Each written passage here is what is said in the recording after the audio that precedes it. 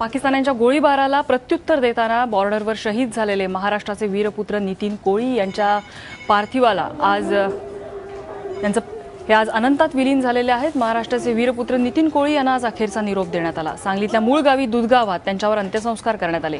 त्यांचा मुलगा देवराज आणि भाऊ उल्हास यांनी नितीन यांच्या पार्थिवाला अग्नी दिला। यावेळी अवघा जनसमुदाय शोकाकुल झालेला होता। नितीन कोळी यांच्या अंत्यदर्शनासाठी अवघी पंचक्रोशी या ठिकाणी लोटलेली होती। शहीद नितीन कोळी अमर रहे या घोषणांनी संपूर्ण परिसर दणाणला गेला। एकीकडे नितीन कोळी यांचा अंत्यविधी सुरू होता आणि दुसरीकडे पाकिस्तान मुर्दाबादच्या घोषणा दिल्या जात होत्या। शुक्रवारी पाकिस्तानने केलेल्या गोळीबारात नितीन कोळी शहीद झालेले होते।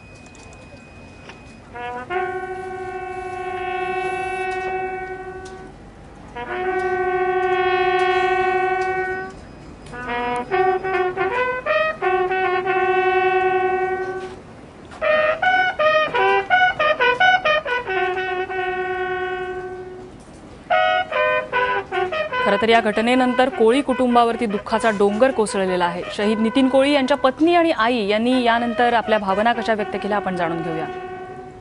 देशासाठी माझा नवरा गेलाय, आता मला माझ्या पोरांच्याकडे आणि आमच्याकडे आता सगळ्यांनी बघायला पाहिजे।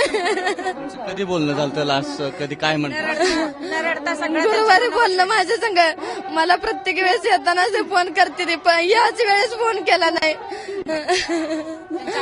त्यांनी म्हटलं संध्या तू शिक्षक हो, माझं स्वप्न पूर्ण कर, घरदाराला मोठं कर, तुझ्या पाठीची आई म्हणून मी जाते पुढे। त्याने पुढे गेलेत म्हणून मी घर सांभाळत्या। सांगितलं होतं की माझी काळजी करू नको, मी सांगितलेली मी काय सुद्धा देवाकडे मागितलं नाही, फक्त तुम्ही तुमचं व्यवस्थित राहा। यांनी मला सांगितलं पण नाही असं होणार आहे म्हणून। ड्युटीवर चालली, फायरिंग व्हायला लागलं की मला कसं तरच व्हायचं, यस तर फोनची वाट बघत होत। माझ्या पोरग्याचा माझा अभिमान आहे, खरं माझ्या या बारक्या पोराने आता काय करायचं हे माझा हे आहे। माझ्या पोरांचा आधार भारत सरकारनं काहीतरी केलं पाहिजे।